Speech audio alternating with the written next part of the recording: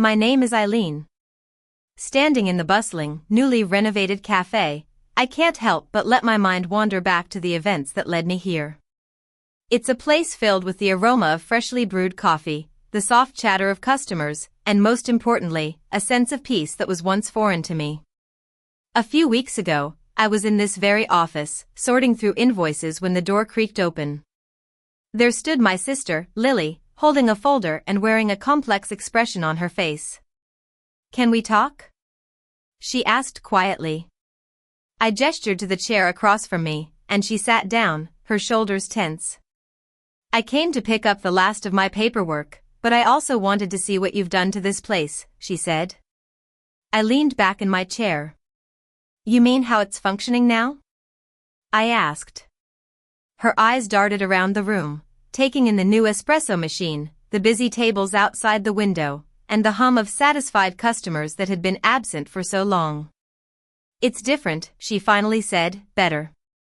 Because I paid people what they deserved," I replied softly, "because I cared." Her lips trembled.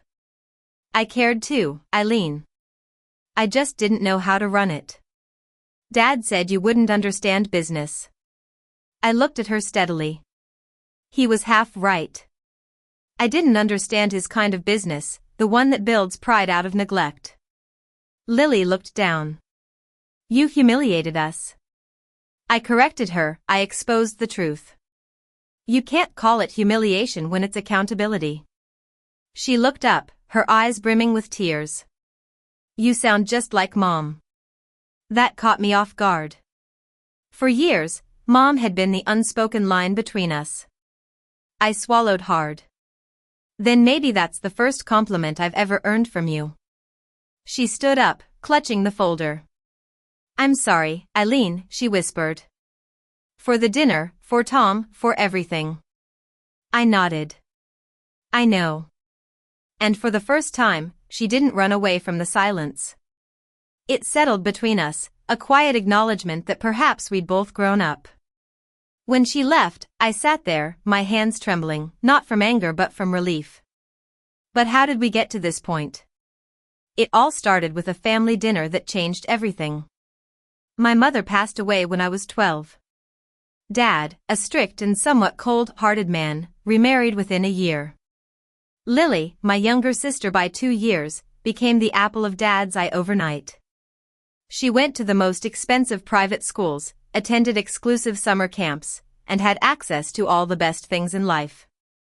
Meanwhile, I was the one left behind, the helper who cleaned up after every family celebration that I never really felt a part of. When I had my son, Tom, at 28, Dad and Lily said I'd ruined my chances of success. I didn't argue. Instead, I worked tirelessly as a software analyst, often pulling late night shifts until I could afford a better life for Tom and me. Over the years, my silence became my shield. One fateful night, we went out to dinner. Lily's kids were feasting on $150 steaks and decadent desserts, while she handed Tom a fruit cup. Dad shrugged and said, "You should have packed him something." I just smiled and said, "Noted." When the waiter came back, I stood up and announced, "Actually, can I get the bill?"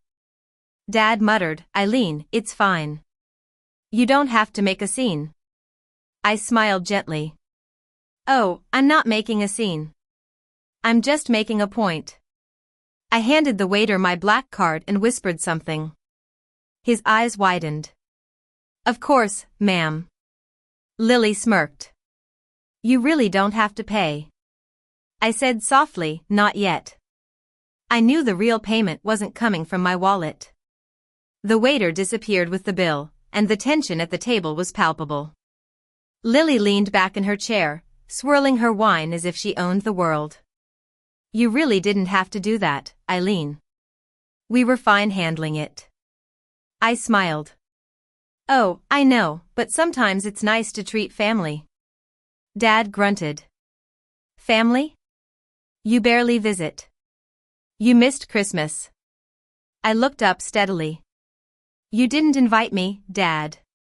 You sent a group text saying, maybe next year. His jaw tightened, and Lily gave a fake laugh. "Don't be sensitive.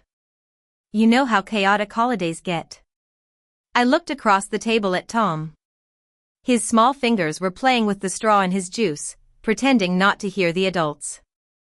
That was the same thing I'd done all my life, staying quiet to keep the peace.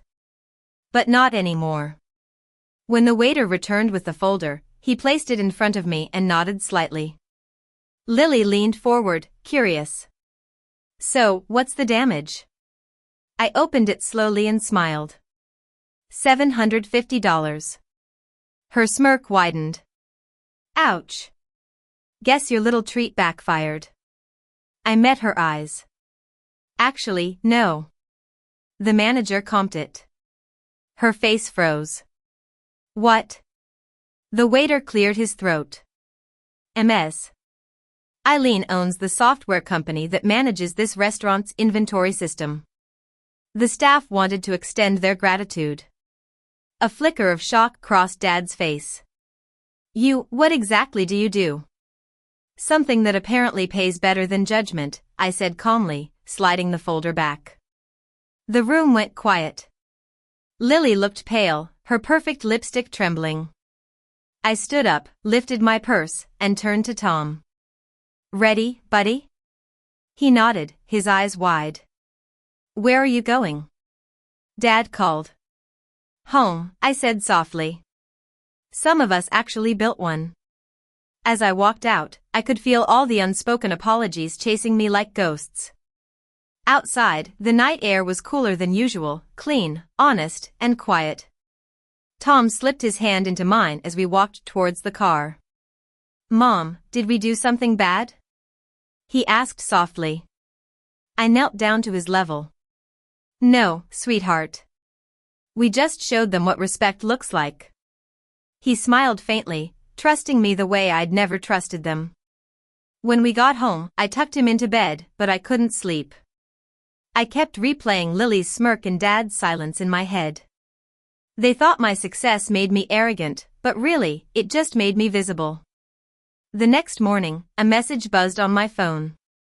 Dad texted, "You embarrassed your sister last night. She was only trying to help." Then another from Lily, "You've changed, Eileen. Grandma would be ashamed." That last line broke something inside me. Grandma, the only one who'd ever believed in me, had left her old cafe to Lily because she thought Lily had more time. I was too busy working to be considered worthy. But the cafe was struggling, and everyone knew it. By noon, I'd called my financial advisor. I want to purchase the Elm Street Cafe, I said. He hesitated. That's your sister's place, right? Not for long, I replied. Within a week, it was done. I bought it through a subsidiary, keeping my ownership silent. The following Saturday, Lily posted a tearful update online. Our family cafe is under new management. Hard to watch something we love slip away. I almost felt bad, but then Dad texted again. Why didn't you tell us? We could have worked something out. I stared at the screen and typed back, I learned that from you, remember? Some people don't deserve explanations. Then I turned off my phone and smiled. For the first time, I was free from their table. By Monday morning, the papers were finalized. The cafe sign was repainted, its books were reorganized, and the staff, half of whom Lily had underpaid for years, were now working under fair contracts. I kept my name off everything, no grand reveal, no bragging. Just balance. But word spreads fast in small towns. That evening, I was cleaning up Tom's toys when my phone lit up. It was Dad. His voice was shaking. Eileen, did you buy the cafe? I stayed silent. He continued, Lily's devastated. She said the new owners kicked her out. How could you? I took a slow breath. Dad, when I was 20, you told me you couldn't afford my college. You drained Mom's savings to help Lily build her dream cafe. I didn't say a word. I worked 2 jobs instead. Consider this an overdue correction. He exhaled sharply. You're being spiteful. No, I said softly. I'm being fair. For a long moment, there was only static on the line. Then his voice, small and tired, said, "You really are your mother's daughter." The call ended there. That single sentence, the first time he'd ever compared me to her, didn't hurt. It healed. That weekend, I drove past the cafe just before closing. The new signage, the rose cup, Grandma's favorite flower and Mom's favorite word, gleamed under the lights. Through the window, I saw customers laughing.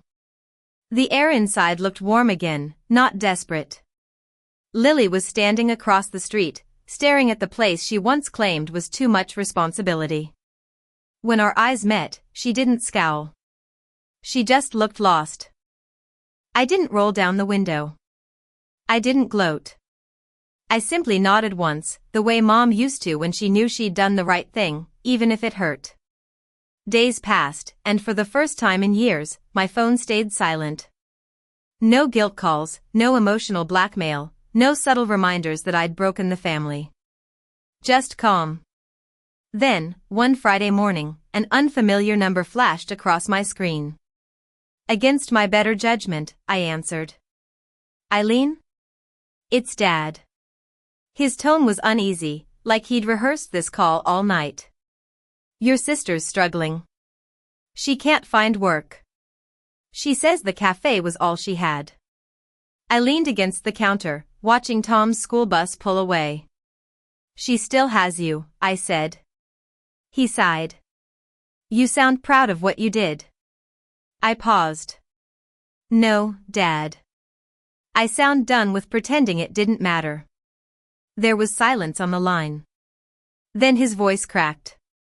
"I never wanted things to end up like this. I thought I was protecting everyone." I closed my eyes. "You were protecting your comfort, not your kids." He didn't argue. For the first time in my life, he just listened. Later that day, I stopped by the Rose Cup.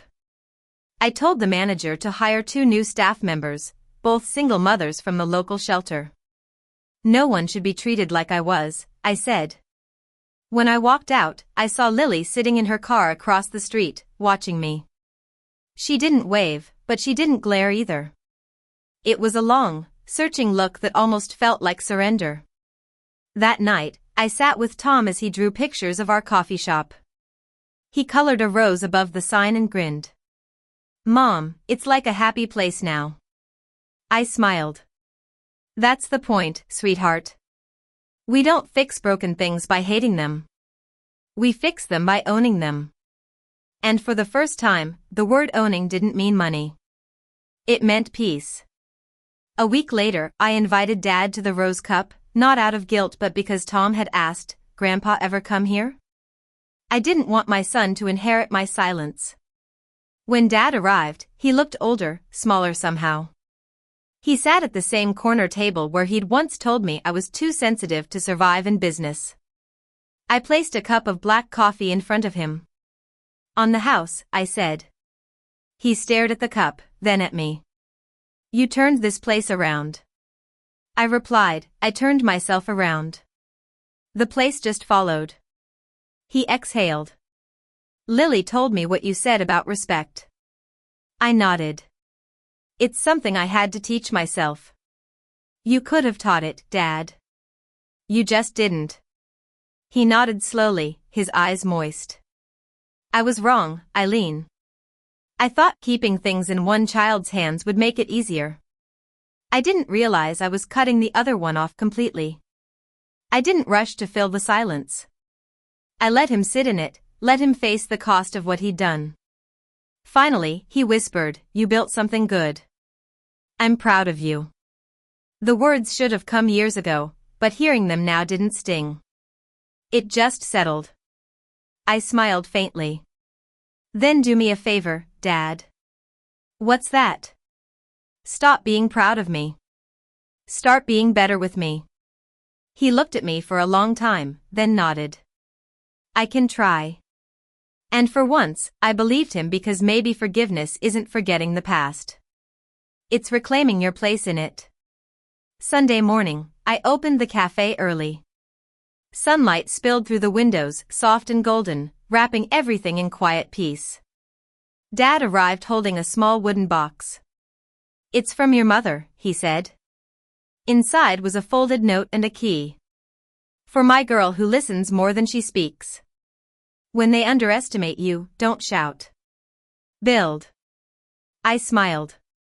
She always knew. He nodded slowly. Maybe I didn't. Tom ran from the kitchen, flour on his cheeks. Grandpa helped me bake muffins. For the first time, I laughed without holding back.